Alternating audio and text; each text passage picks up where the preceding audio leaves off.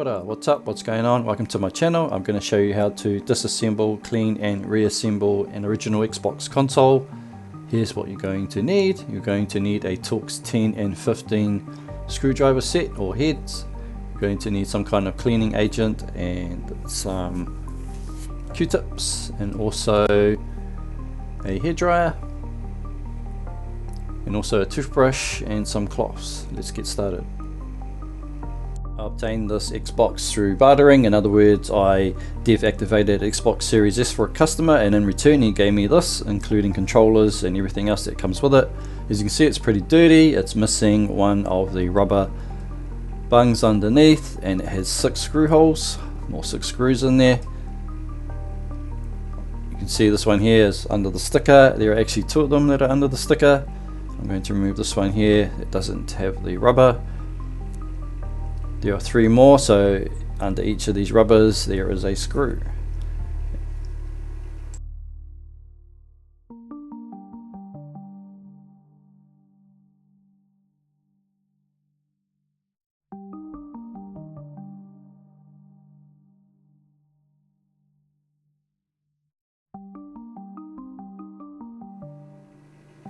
The other hidden screw is right there where my finger is. You can either lift this off. I'm not going to bother because this console is pretty rugged, so it's not worth recovering the sticker, and I'm going to keep it for myself and I'm not going to sell it. So I'm just going to press the Torx screw in there and unscrew it, and then I'm going to head over and remove the rest of them. If you can't get the rubber bungs off, just use a flathead screwdriver and slide it in between the chassis and the rubber and lift it up.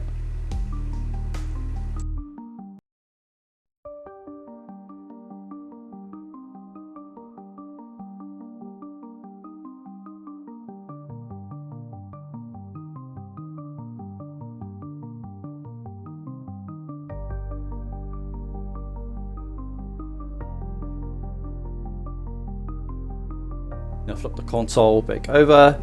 You want to grab the sides and shimmy it upwards. Give it a bit of a jiggle and the lid will come off.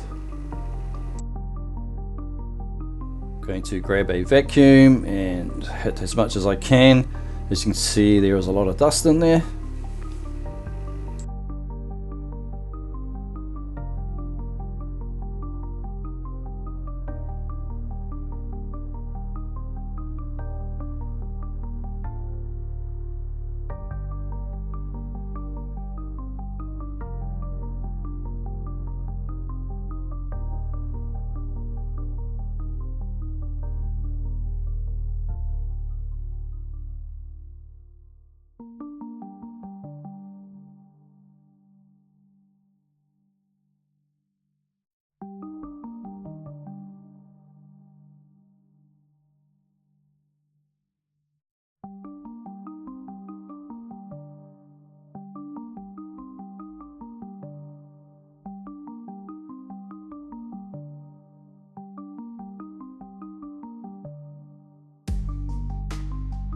Now there are 3 screws to remove here. The first one you want to hit is the one underneath the ribbon, this one here.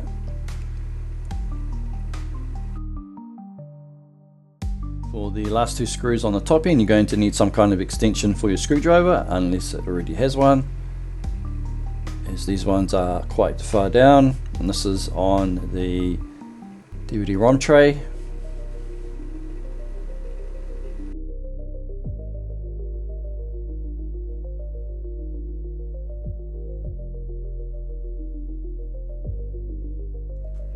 Now I'm going to pull out the ribbon, just give it a bit of a shimmy, it'll pop out.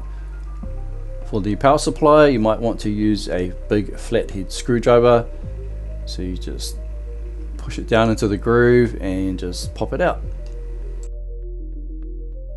Now you can grab the hard drive tray and shimmy it out. Don't forget to maneuver the power supply wires for it so you can get it out. As you can see, it's pretty dirty. I'm going to go in again with the vacuum as much as I can.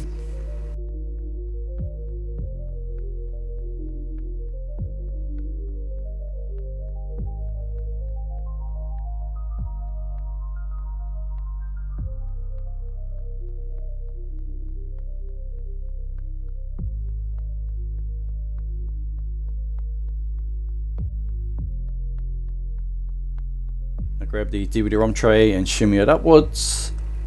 Remove the power supply and the data ribbon from the motherboard.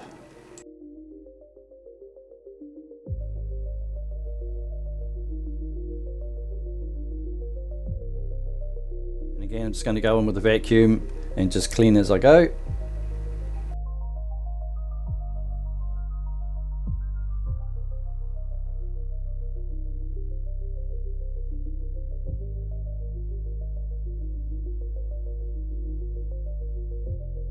I'm going to remove the DVD-ROM drive from its casing or its housing. It's just held in with a couple of tabs. You just bend them outward slightly and lift it up.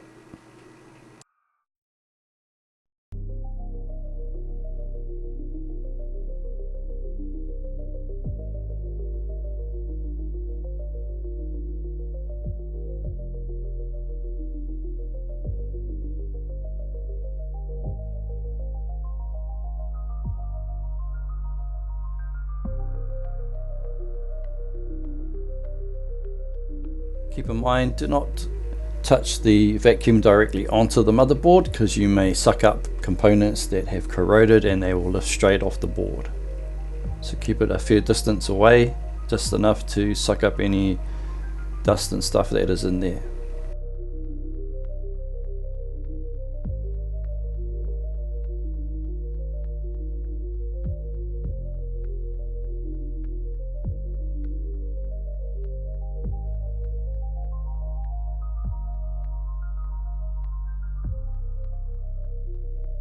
Now we're going to remove all the plugs. So I'm going to remove the power supply for the on and off and the main supply, and then the player 1 and 2 connector and player 3 and 4 connector, and then the fan connector at the back there. It's a closer view. The yellow one is the on and off, and the other two left and right are player 1, 2, 3 and 4. Now we're going to remove the Torx screws that are in the motherboard. There should be 11 of them.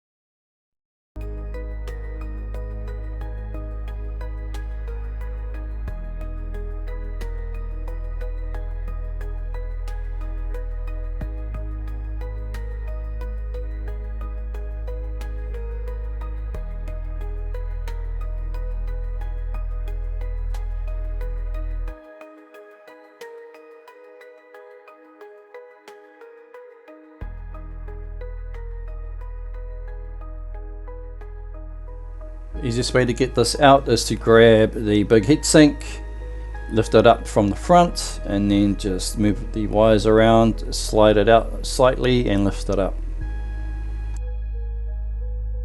See, this thing is pretty dirty, and also the aluminium casing on the inside has lots of corrosion on it, lots of rust.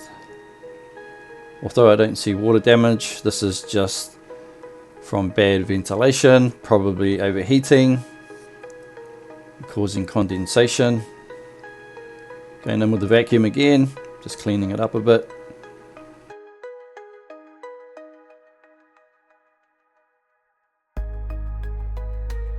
I'm going to remove the hard drive from the tray. There are 4 screws holding it in.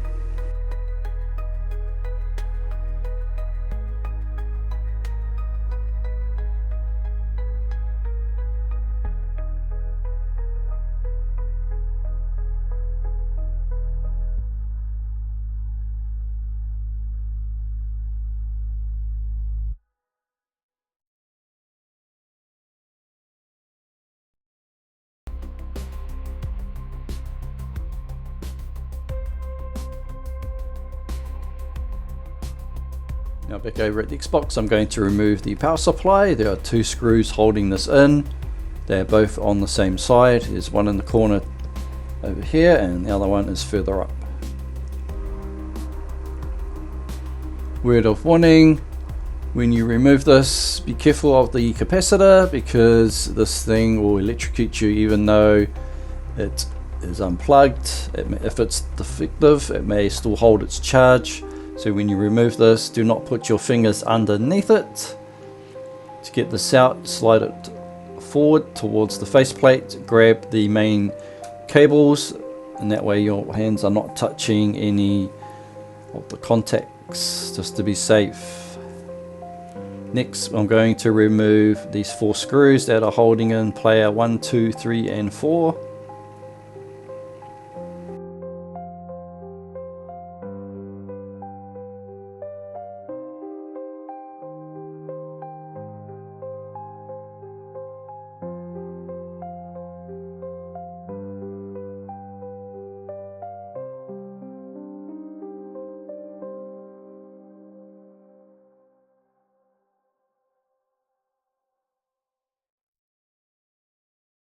Now I'm going to use a big screwdriver to lift the 2 tabs, one on each side of the fan, that are holding it in place.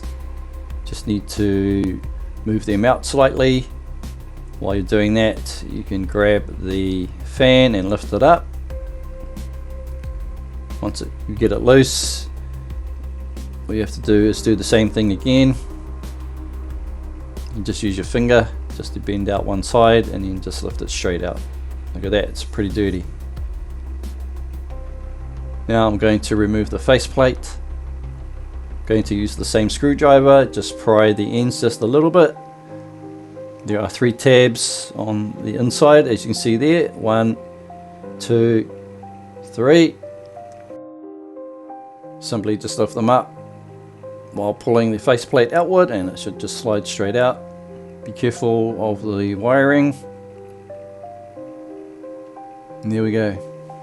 It's pretty dirty as well, so vacuum time.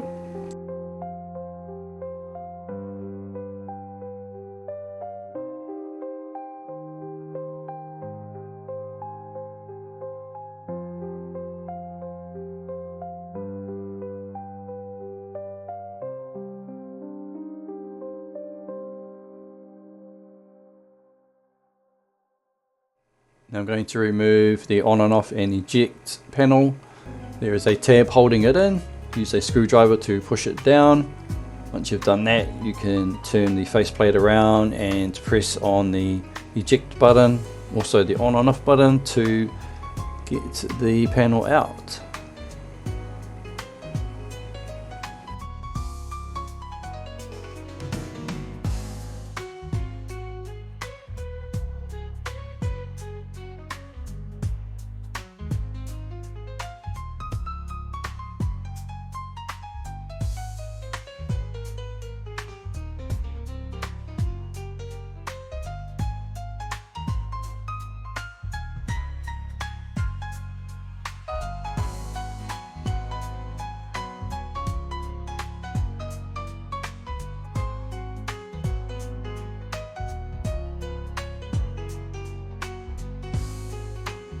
I'm just going to give the fan a bit of a vacuum as well. It's pretty dirty.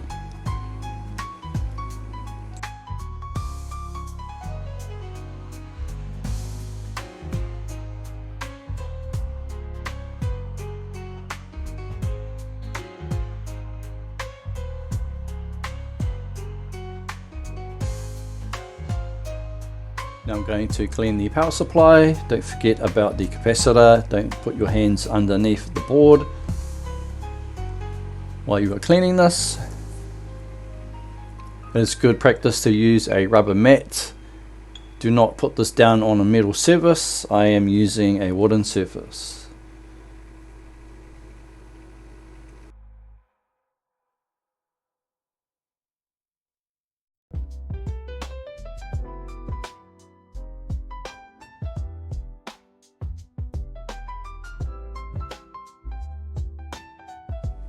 I'm going to go in with the vacuum on the motherboard again. Keep in mind, try not to get the vacuum stuck on the board, otherwise it's going to suck up your components if they're corroded. I've got my vacuum on max. I should have turned it down a little bit, but I'm not too concerned about it. Just keep that in mind. I've also got an airbrush. I'll probably use that as well, just to blow out a lot of the other dust that's stuck in there, you can't get at.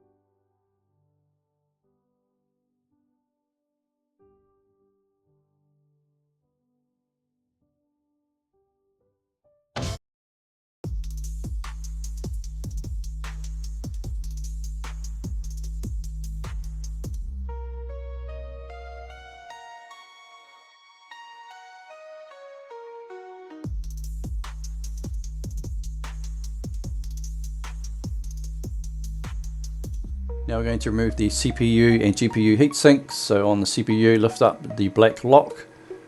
You can see there, grab a screwdriver, insert it from the back or the front of the yellowy orange lock, and then twist it and then pull it up. Then shimmy this out.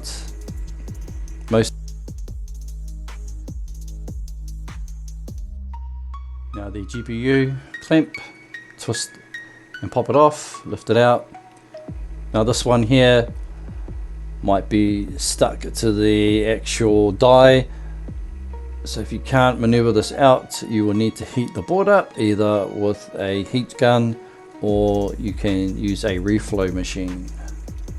I'm doing this around 300 degrees, so I'm just going to warm it up on the top there and then flip the board over and do the same thing on the other side. Do it in circular motion, try not to keep it in one place or you'll heat up the solder joint and you don't want to do that. So I reckon about 30 seconds to a minute until it starts to wiggle, and there you go, lift straight off.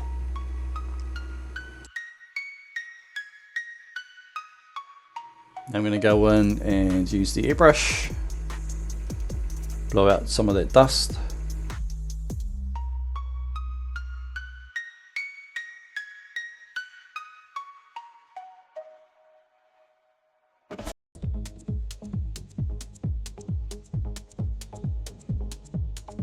Now I'm going to use some of this PCB cleaner and I'm going to use the scraper just to get all of that off.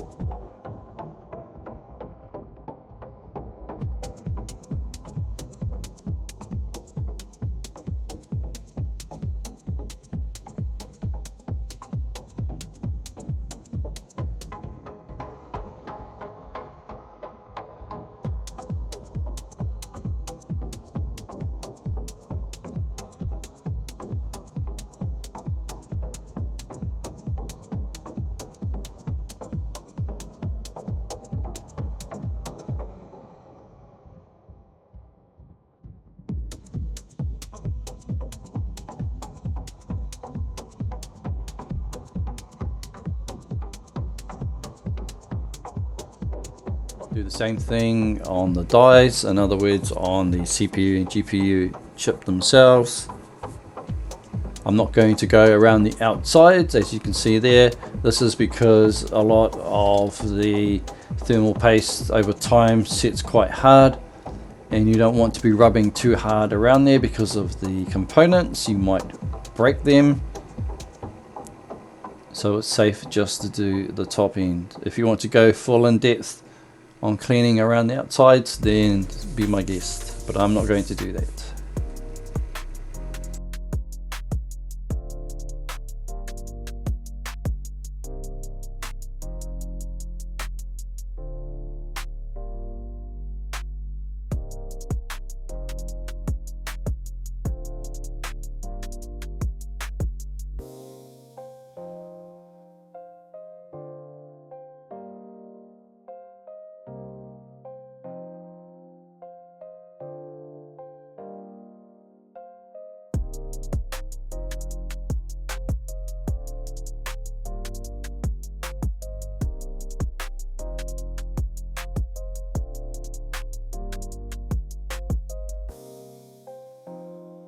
Now I'm going to give it some fresh thermal paste. On the CPU, I'm just going to put a dab on there, and on the GPU I will use a ice block stick or something to spread it out. Usually when you reapply the heat sinks onto the actual dies, it will squash it down, but I want to make sure that this has got good contact.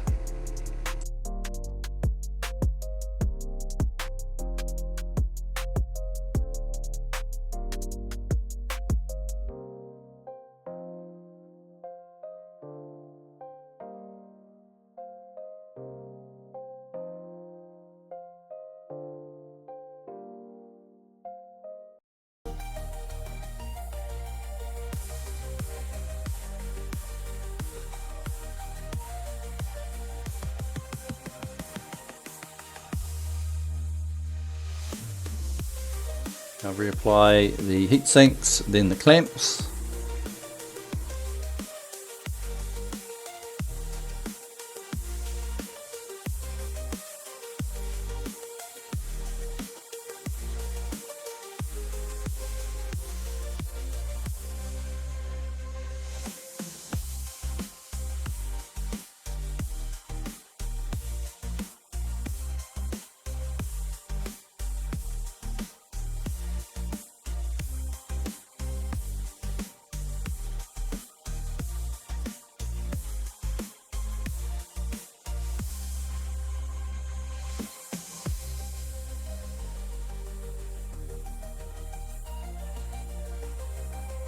I'm going to go in and clean the fan.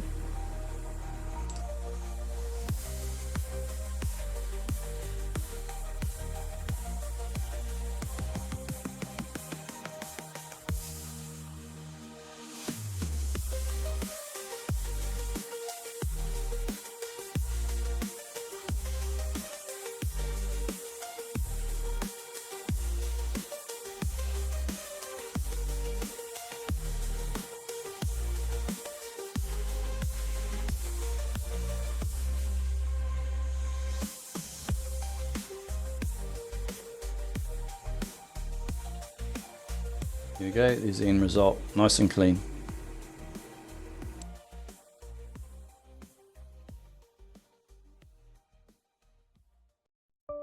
I'm going to clean the ports for the controllers.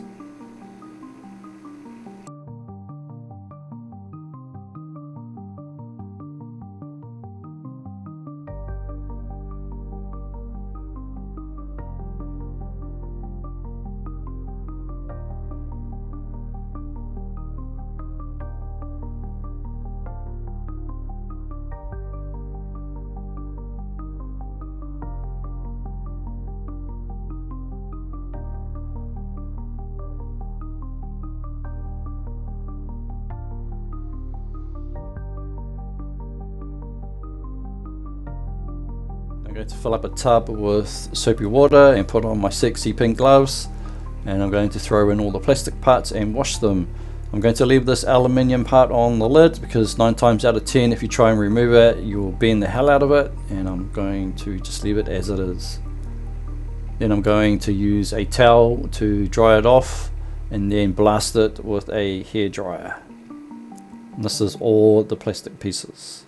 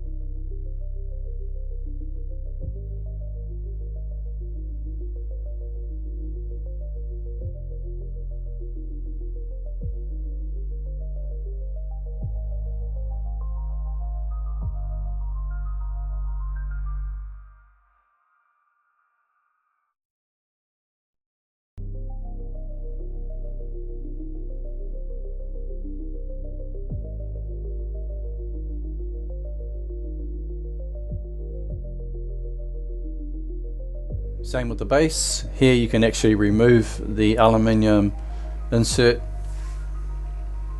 Just wiggle it around a little bit until it comes out.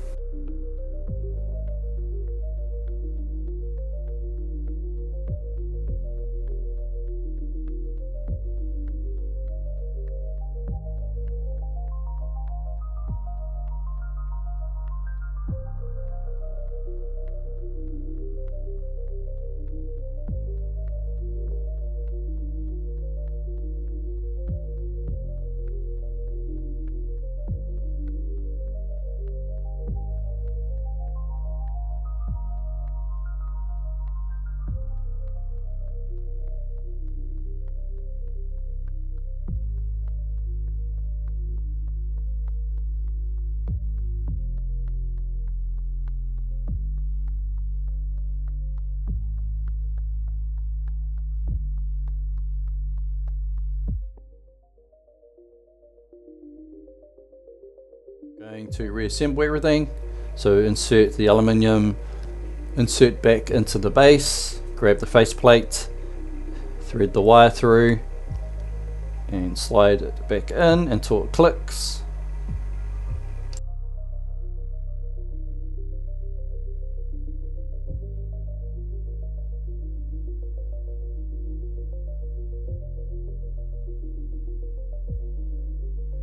Reinsert the controller ports and add the 4 screws.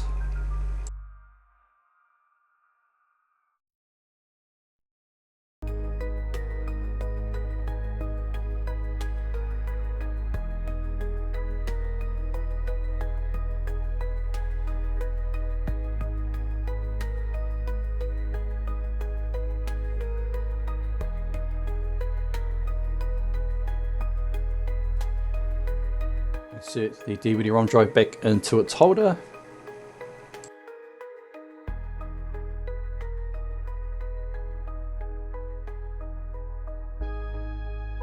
Insert the power supply and slide it upwards, and then screw in the 2 screws.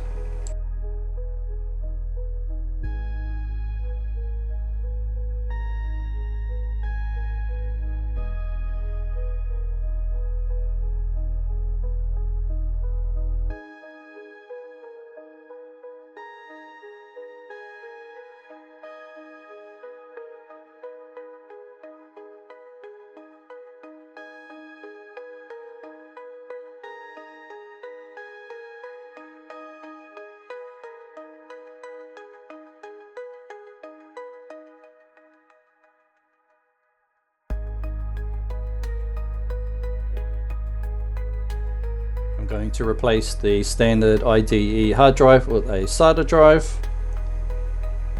Insert it into the holder and screw the 4 screws in.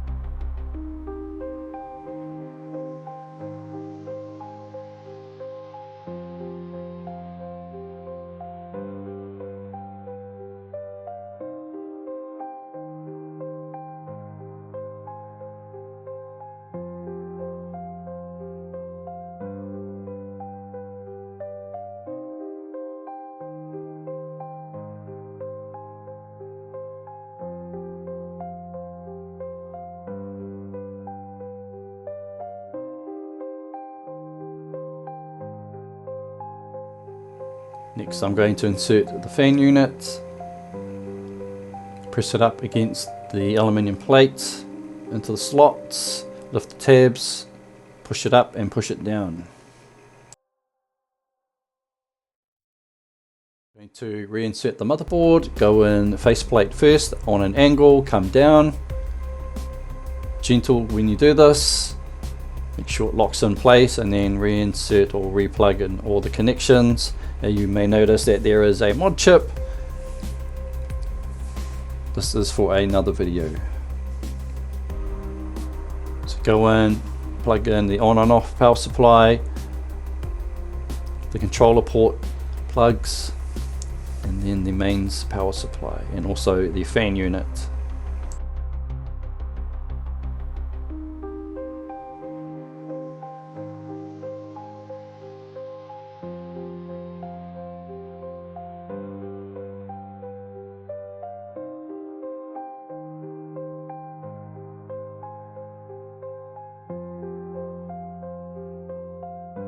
And the 11 motherboard screws.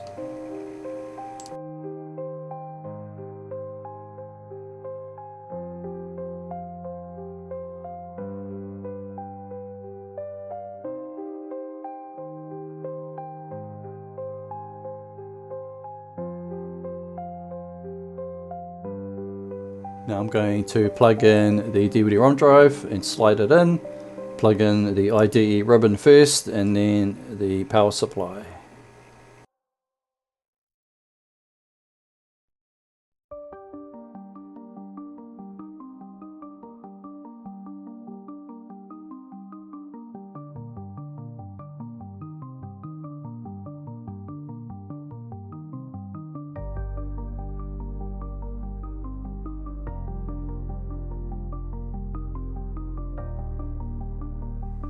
Now the hard drive, make sure that that wire or the power supply for the hard drive goes in that notch, and then just shimmy it around through the hooks or the tabs that hold it in there. Make sure that you do this correctly, because you will have trouble trying to get the lid on if you do not put it in properly. As I said before, I am using a SATA hard drive, so I'm going to use a converter. It is a SATA to IDE or IDE to SATA. Plug the power supply at the back end of it here, and then you slide the front end into the SATA. And then tuck the ribbon under the tab. Again, be careful with this, because if you do not tuck it away properly, you can end up damaging it.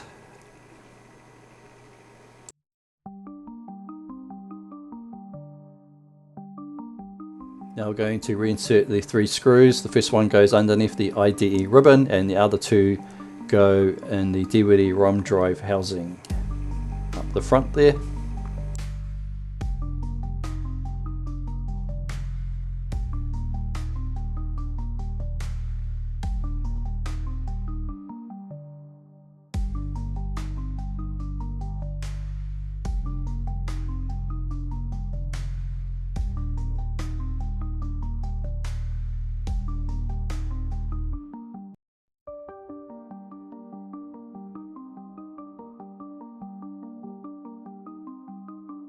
Finally put the lid on, shimmy it around. You might need to add a bit of pressure and just shimmy it around till it clicks. Then flip it over, and we're going to finally screw in the final 6 screws.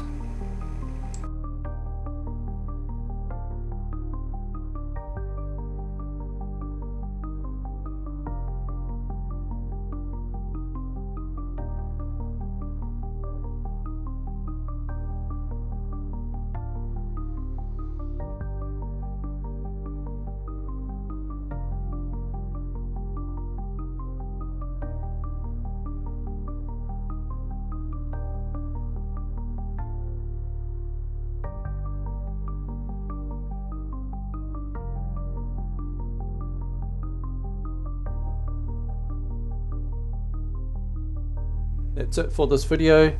In the next one, I'm going to show you how to mod a original Xbox. If you've learned something today, please like and subscribe. Thanks for watching. Chat. Yeah.